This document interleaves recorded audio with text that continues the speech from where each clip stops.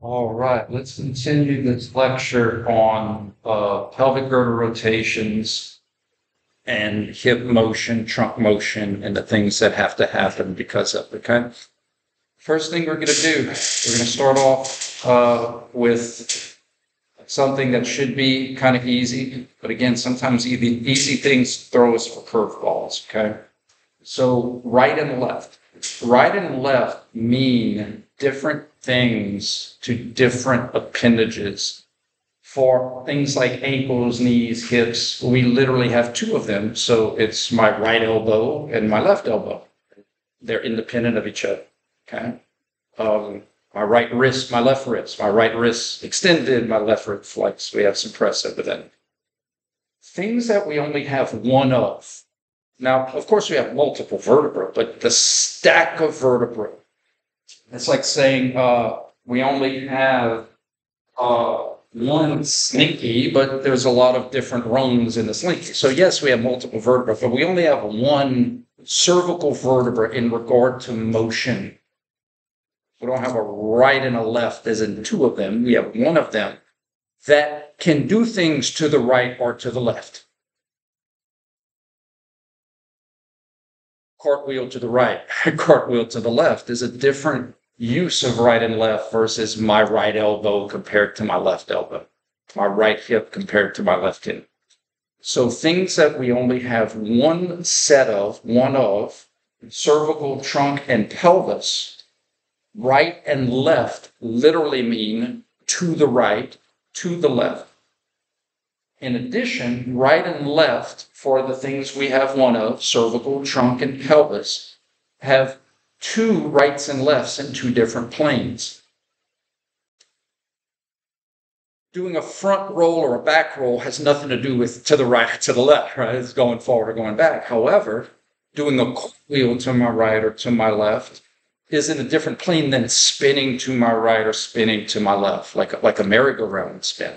So in other words, we have right and left transverse concepts, and we have right and left lateral concepts.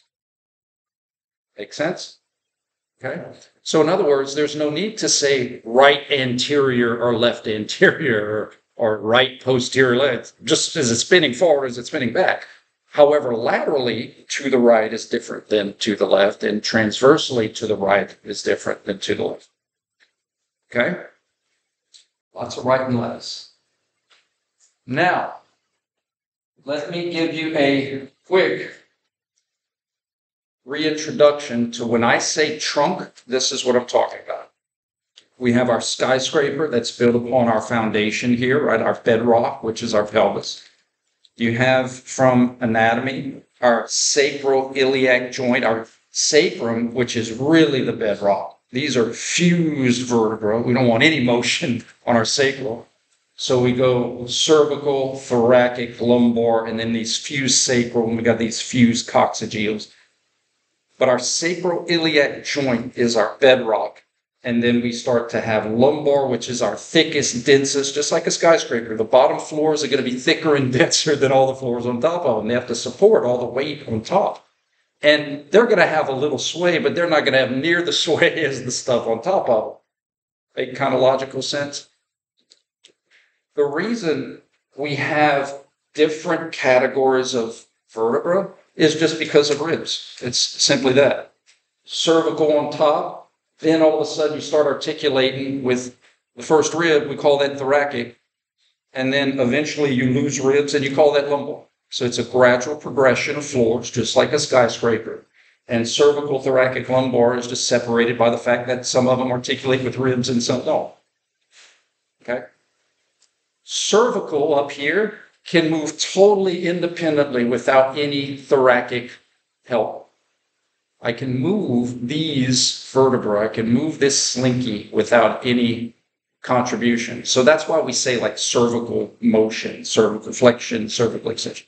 But when you get down to thoracic and lumbar, they're all contributing. And so we use the word trunk as an easy way to say, I don't know exactly how much is coming from when and where. I just know that I have the sum total of all these gliding joints to help produce significant motion. So we just say trunk. We can't say lumbar because not all the motion is coming from lumbar. We can't say thoracic because not all the motion is coming from thoracic. So that's why we use the term trunk. It's the combination of the thoracic and lumbar contributions to sagittal, frontal, and transverse. Okay?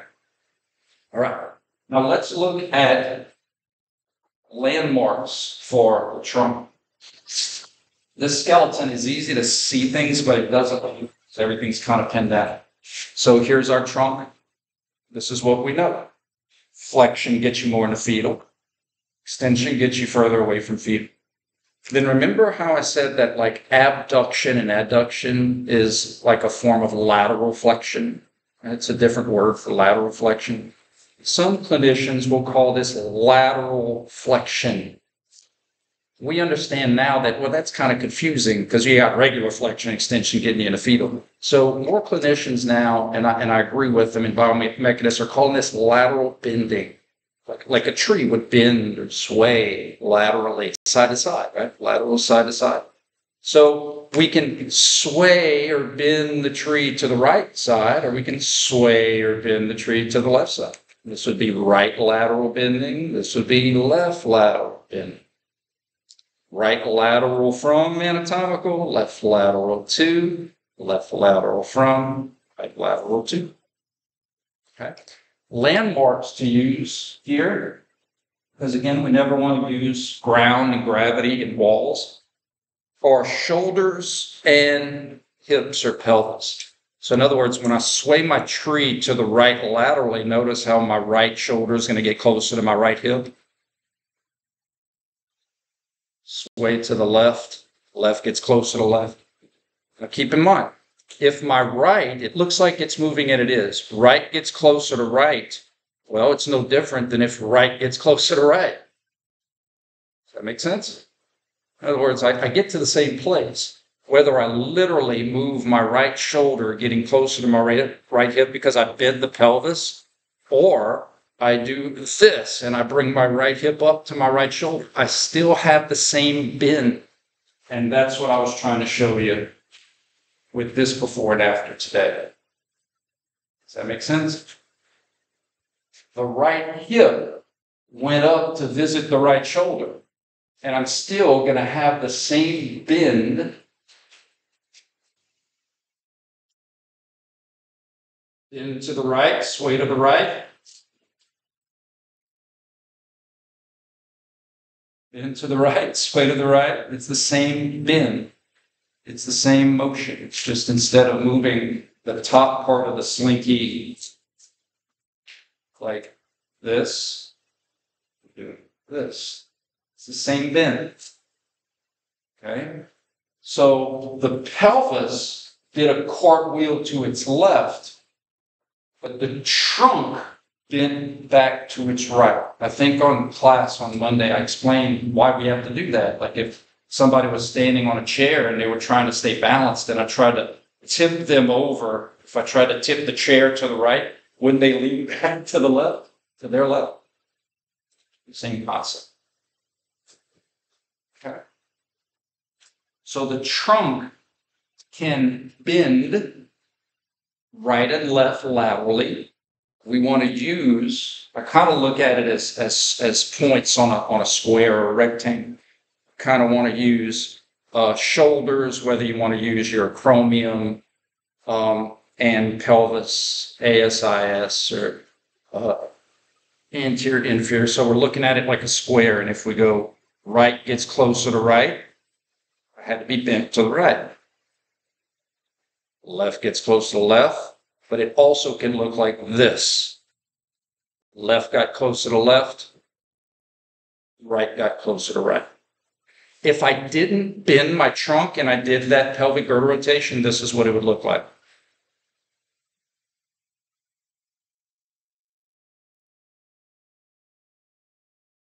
To keep my shoulders level, I have to bend back to my left. Keep my shoulders level, I have to bend back to my right. So even though my pelvis is doing a cartwheel to its left, My trunk is going to recurve back to the right if I want to stay level to type to work to do whatever. Okay. All right. Any questions about lateral contributions of the trunk? All right. Let's go to transverse contributions of the trunk so that we could see transverse pelvic girdle rotations, and we're going to look at landmarks. We're always going to look at internal landmarks. Okay. Spin to your right, spin to your left is a transverse concept. So for our cervical, trunk, and pelvis, we already have this verbiage down for the pelvis. We're just moving it up for the trunk. Right transverse pelvic, left transverse pelvic is, hey, pelvis, spin to your right, spin to your left. Right transverse trunk, this helps to really accentuate the spin, if I'm saying that word right. Right transverse trunk is going to be, hey, trunk, spin to your right. Hey, trunk, spin to your left. Now, the trunk has motion, but it doesn't have a ton of motion. That's why you have to kind of summate all those little bits up the chain to get significant motion. We have so many veins and arteries and nerves, and we have to protect all that plumbing that's running down there. So we got to move some, but we can't move too much. So that falls into this illusion of what is trunk and what is pelvis. I can't give credit. Think of it like this. If you were going to go down to tie your shoe, it might be kind of natural to think that all of this motion was at your trunk. But this is what my trunk contributed. I feel like a little T-Rex. It's not a lot. Your hips contributed a lot, right? But it's not a lot there. Some might have more range of motion than me. But it should make sense. We can't take our trunk and do in normal ranges of motion like this or this. Right?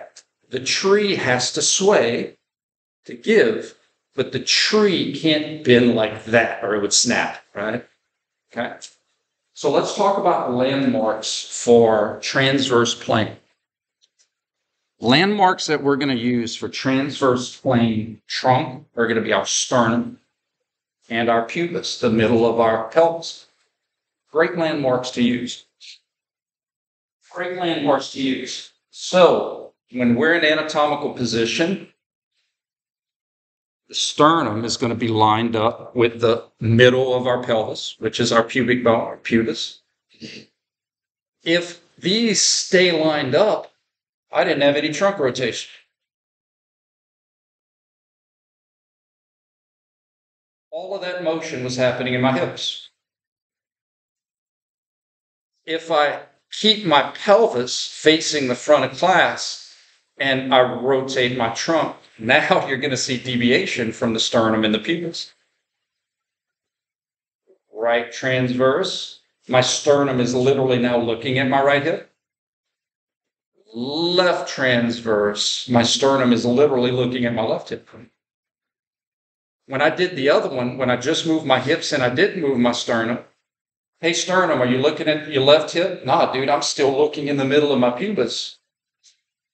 And when I say left hip, I literally mean my anterior, inferior iliac spines, right? Not like my foot.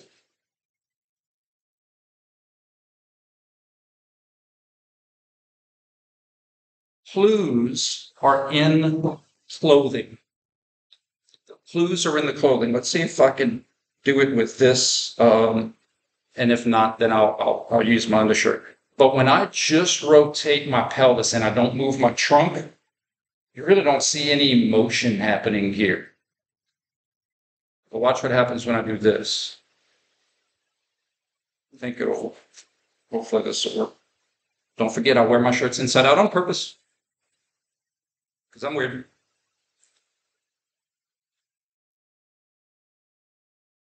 No trunk motion. Trunk motion. You see the difference? No trunk motion. Trunk motion.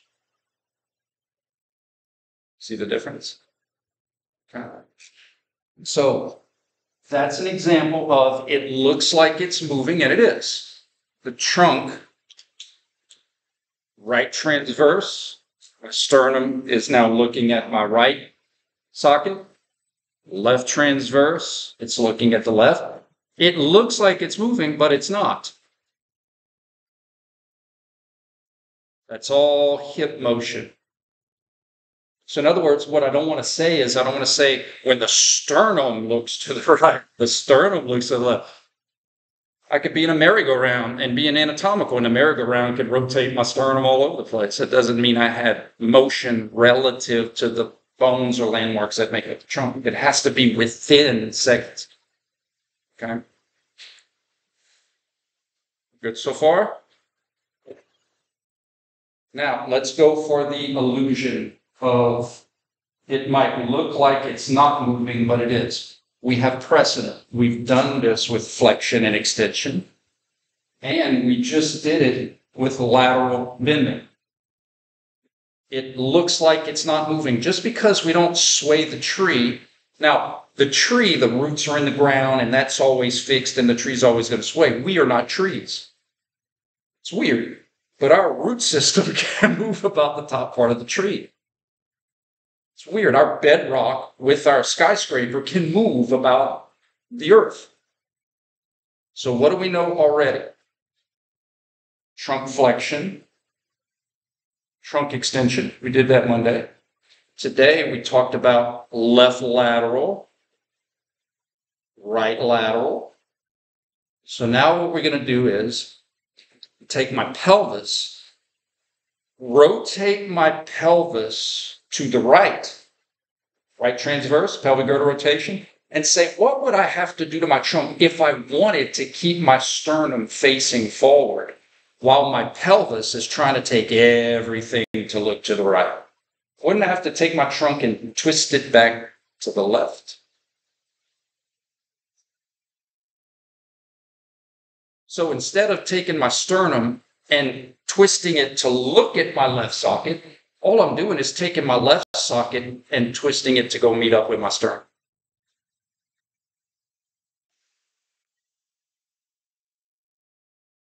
Make sense?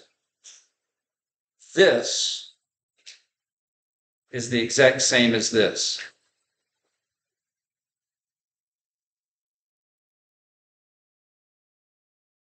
This is the exact same as this.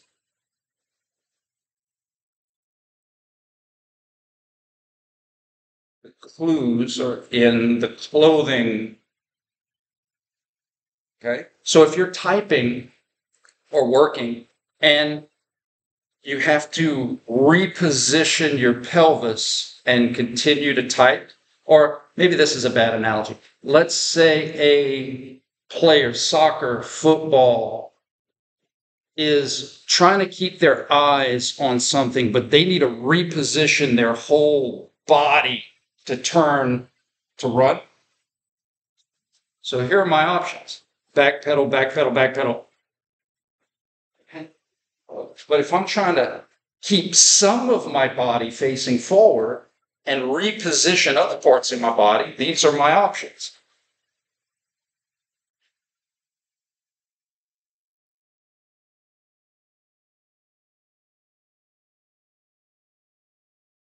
But it just happens at the same time. No different. I used this on Monday. A jab is this and this done at the same time, so it looks linear. Because this rotation is being canceled out by that rotation, and they can work together to just translate. Very similar. My pelvis is trying to spin me to the left.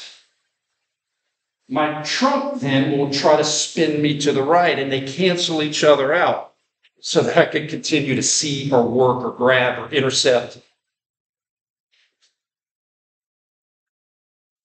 Make sense? I feel like some kind of Pokemon or some kind of like Street Fighter. Hadouken! It's way back in my day. So bringing it full service here. We have hip motion. We have trunk motion. The trunk attaches to the pelvis on the top, and the hips attach to the pelvis on the bottom. And all of these segments commonly work together to allow you to do a lot of cool things. I think last class we talked about just shifting your weight. More is happening than you think when you just shift your weight.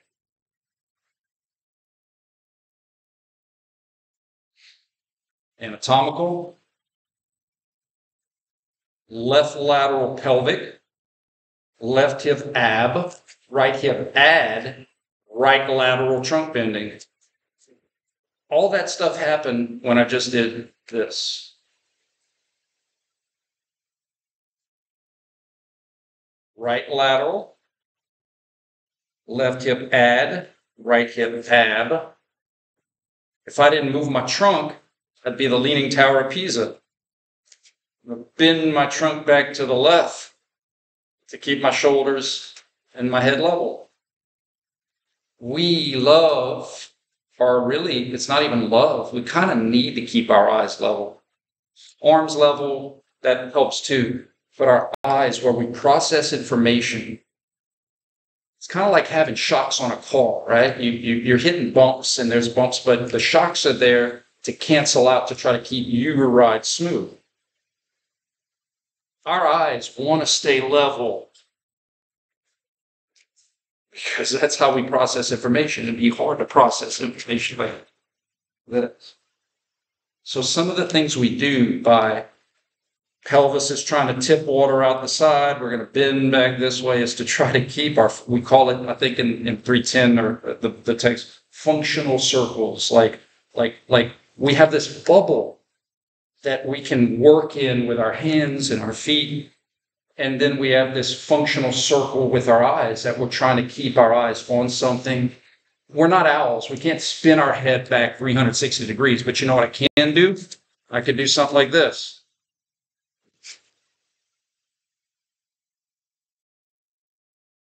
We can summate those things in order to get my eyes around 360 degrees. But all that didn't happen in one place. Or if I'm trying to keep my eyes on something.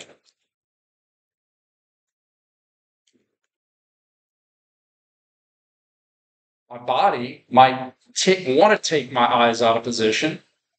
If I'm trying to keep my eyes on something, I can still work, do whatever to keep my eyes fixed on something. And those are, again, part of the illusions. It might not look like I did anything, but I had to, or else this would have happened. Okay? All right? So let us review. We have 6 types of trunk motion. Sagittal, frontal, transverse. Flexion, extension, gets you in the fetal, gets you out of fetal. Sagittal plane. We have right and left trunk bending or swaying side to side. Right side is going to get right shoulder closer to right hip. Left side is going to get closer to left hip, unless you're going back to anatomical. So what I mean by that is, you know, you have press. God, it's freezing. Oh. Literally just saw a penguin running across the back of the room. So,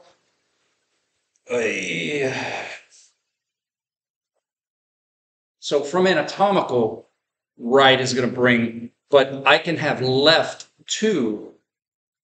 So remember, this is all rotational, not linear, right? So technically, even when I have left back 2, these are getting closer together, because if I keep going, it's good.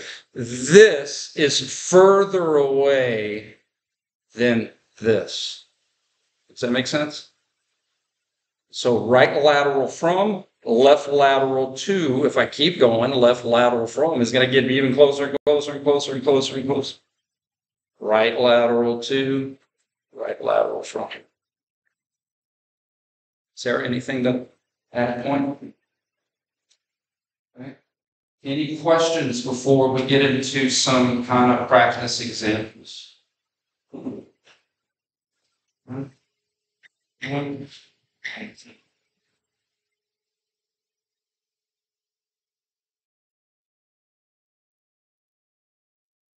everybody understand, you know, the example on the board with the hips and the trunk? Okay. All right, see what we can find.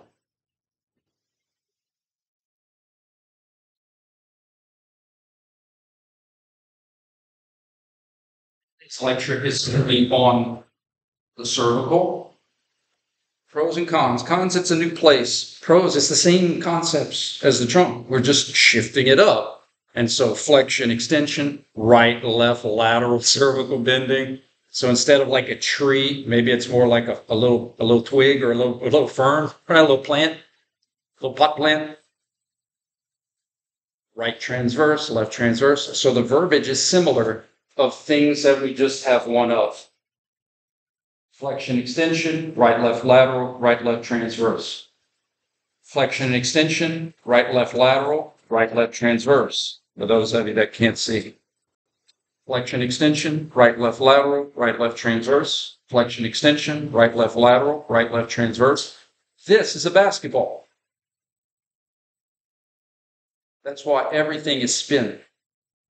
Anterior, posterior, right, left, lateral, right, left, transverse. Pelvic girdle rotations. Okay. Right ankle, right knee, right hip, left hip.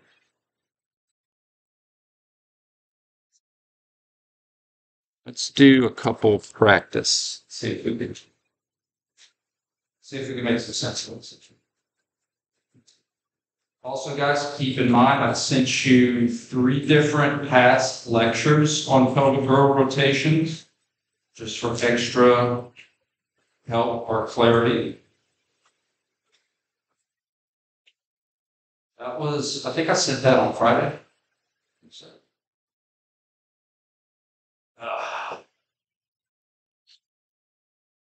Let's do a we'll start off easy and then we'll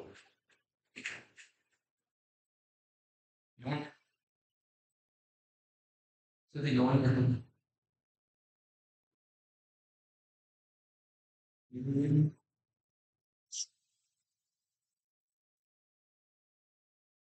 Okay, so let's go left to right and then back from right to left. It's almost kind of like 2 phases, like A, B, and then we'll go back from B to A. Left to right, then right to left. Okay. Give that some thought. Once again, feel free to discuss it with your neighbor if you wish. If y'all get the same thing, great. If not, discuss why you're getting different things. That's just a teaching tool you could choose to use. If not, no problem.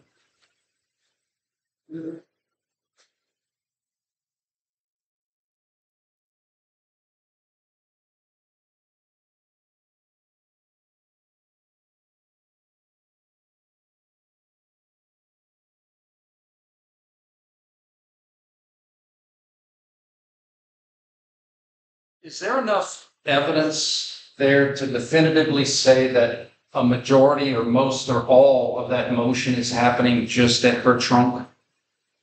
Right? Like, it's like a level. You don't know what a level is with a little bubble, right? If her pelvis were to rotate, like literally, the level would be off. Right? So if we look at her belt line there, like that's pretty. Remember, I'm never going to ask like a half a degree. It's all going to be significant stuff. So that was swaying of her tree trunk. That was trunk motion. And I could see how her right shoulder got closer to her right pelvis. So that's right lateral trunk bending. Right lateral front, and then left lateral back 2. One of the things I've been trying to emphasize in biomechanics as we go through exercises and stuff is that it's common for people when they're discussing exercises to look at the exercise as a movement singular. But it's actually made of mostly, well, know, usually two movements. I mean, if I'm going to do a curl, I'm going to have flexion and then I'm going to have extension. It's not going to be one movement. So we have to break those things down. And even though it's the same muscles, they're going to do different movements through different contractions. And that's what we're going to hopefully put together on your last test and advance that in biomechanics. So can everybody see right lateral, which you would hear, and then left lateral to go back home? Cool. Okay. All right, let's try this one.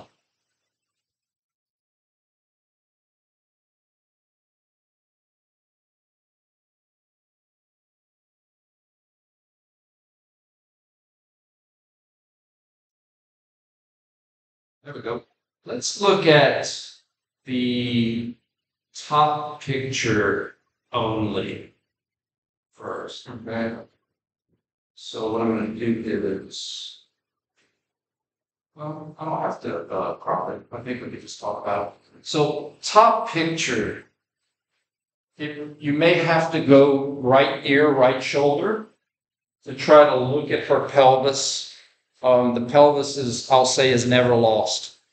So again, it's a basketball. So if you go right ear, right shoulder, and you can imagine, again, if her waistline was the level, and the pelvis and the trunk, that tree, there was no wind and it was just straight. That's not how her tree would be. Like her.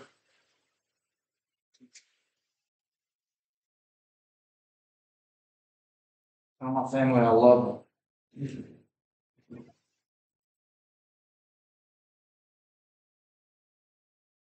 Does that make sense? Like if her trunk was straight, is her right shoulder closer to her right hip, or is her left shoulder closer to her left hip? Yeah. Does that make sense? So how would her trunk be bent in the top picture? To her right. She'd be right laterally bent. Here, she's a little overcompensated, but she's either at anatomical or she's a little bit to her left. But again, I'm not going to ask that. But I know that if I go from being bent to my right to being more straight, had to have left lateral bending to get there. Does that make sense? So like from there to there, I would have right lateral bending. And then from there to there, I would have to have left lateral.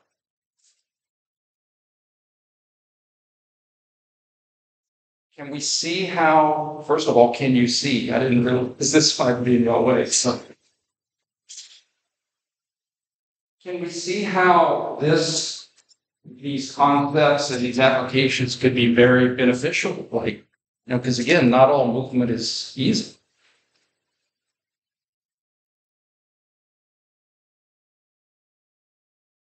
Is there anything to add? I remember we had these examples where people couldn't see that that starting because of the jaw position was not anatomical, because whenever you do this exercise, you start, that's an easier resting position for your bottom.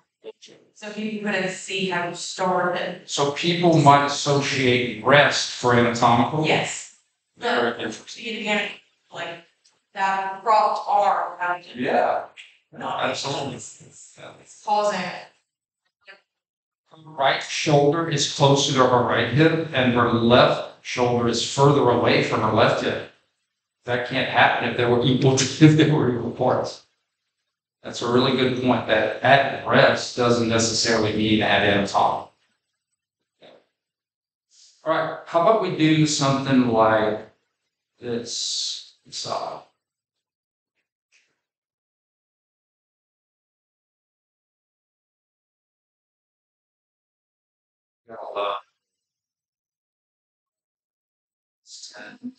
okay.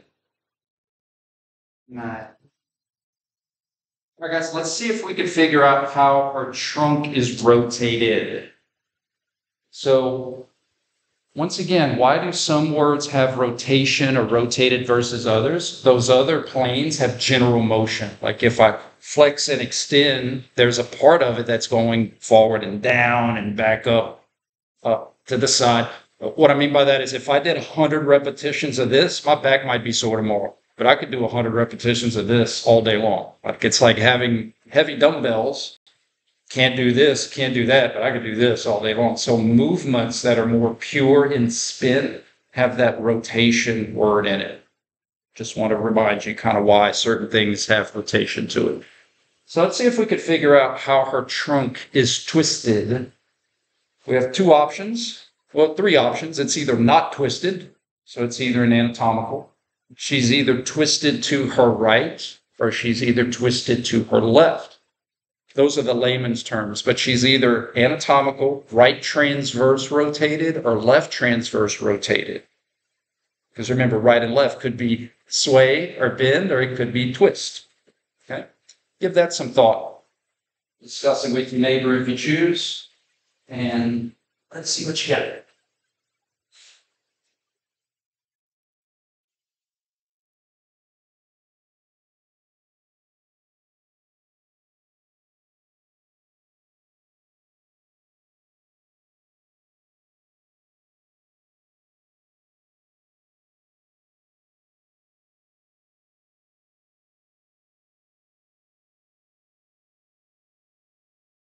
Okay, hint. Is her sternum looking at her left or her right hip, or her left or her right socket?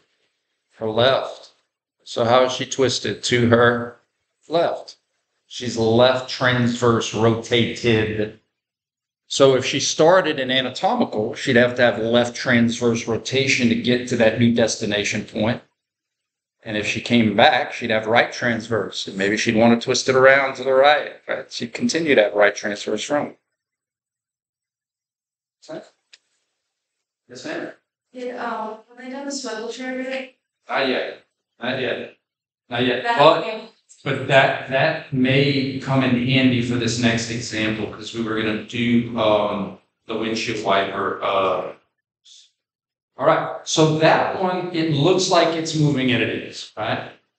Let's do the illusion where instead of moving the sternum to twist to the sockets, let's move the sockets around the fixed sternum, okay? I'm glad you brought that up. Sometimes I forget about the advantage we have with swivel chairs. Let's do something like this.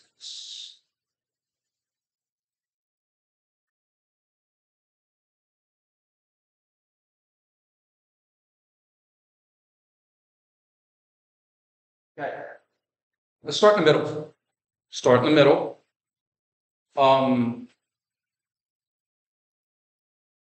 We talk about how we analyze motion joint by joint. Well, in the case of the trunk, we have to analyze sway or twist plane by plane. So in other words, in this first position, she may be posteriorly rotated, her trunk might be flexed, but the question is transverse. So I want to look at twist.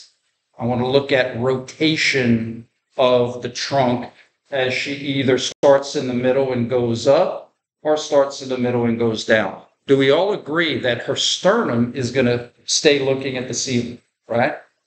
Let me show you. I know this is going to be silly, and I know I'm getting up in age, but I'm going to do this. Feel free to laugh and giggle, either intrinsically or extrinsically.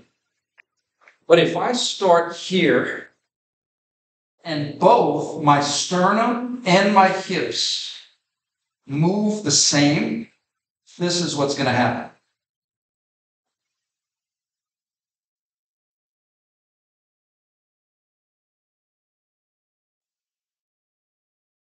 If my sternum wants to stay facing the ceiling and my pelvis wants to right or left transverse rotate, this has to happen.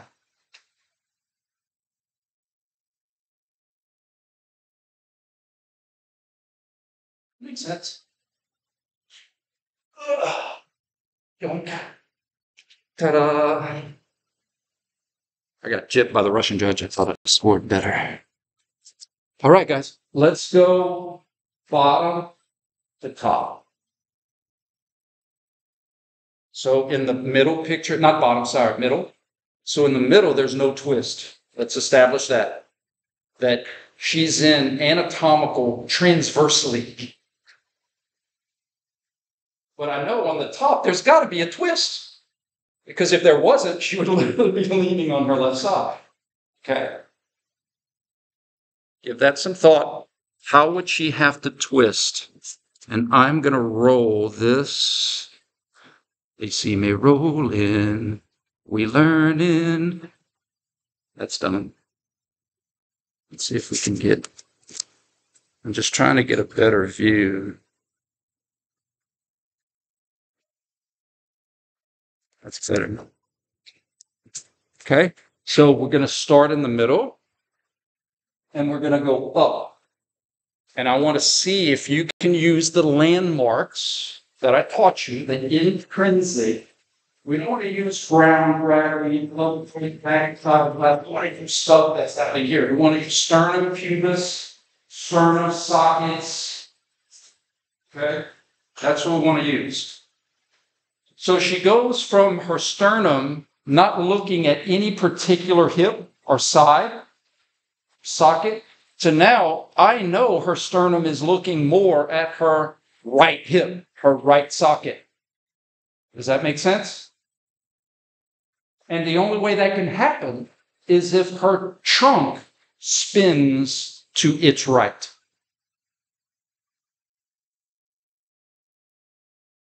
Here to there is the same type of trunk twist as from here to there.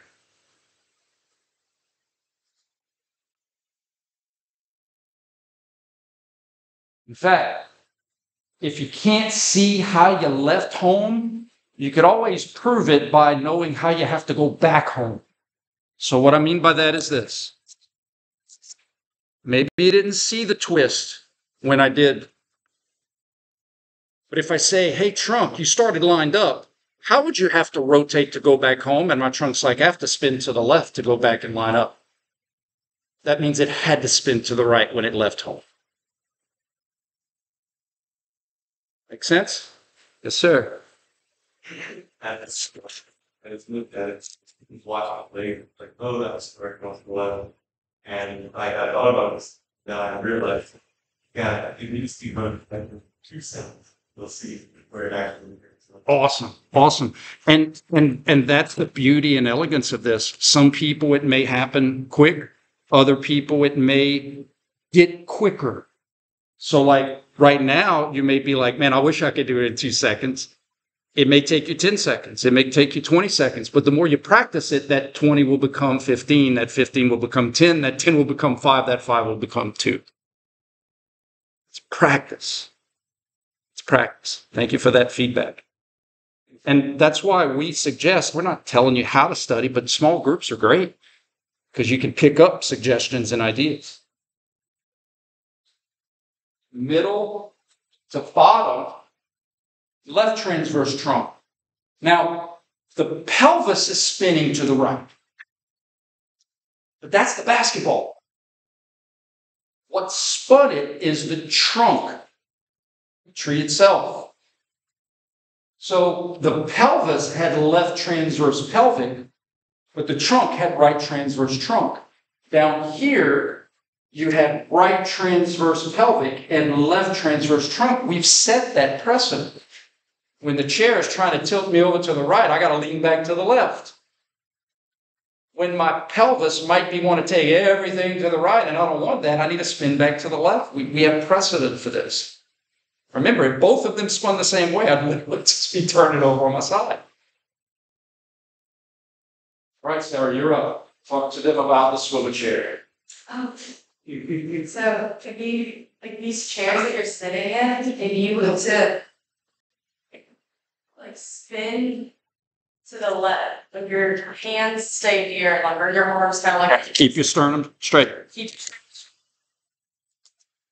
If you weren't going to have trunk movement, your trunk would be going along for the ride. So you have to have something to keep I want y'all to do this. And you So feel- let me tell you the answers. And don't you feel a stretch? Like when you do that and you keep your sternum straight, you feel a stretch in your trunk. Now remember, don't move, try not to move your shoulders. Try your best to kind of keep, that's why we want to hang on here. We want our best to keep our sternum looking forward and then swivel in your chair to feel how that trunk has to rotate opposite of your pelvis. Pelvis spins to the left. Your trunk has to do something unless it's going to go along for the ride. Okay? Continue. Sorry, I didn't mean to steal your analogy. I just can't help it. I talk for a living. But because you said you didn't want to tell them, so what was your specific question? Like elbows, try not to move our shoulders. We're gonna keep our sternum straight, but allow your feet and your knees to go to your left. What motion did you have to have in your trunk? And think about the way that your sternum is lined up. So you should be,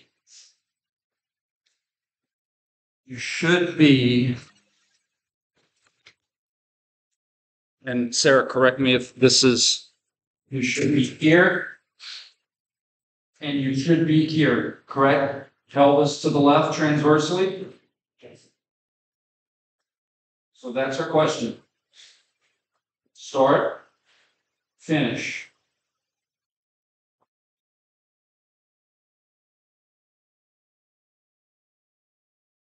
Anyone feel bold?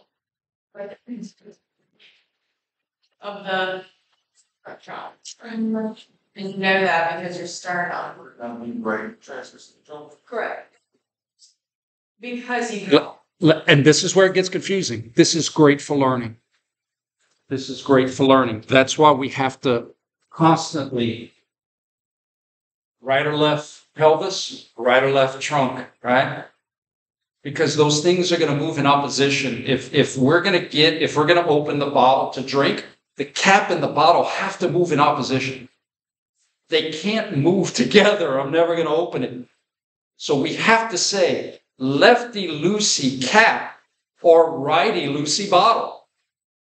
But we have to communicate which one is doing what. So the miscommunication happens all the time. She was saying left transverse pelvic. Your mind was thinking trunk, and obviously there's a conflict of rotational interest there.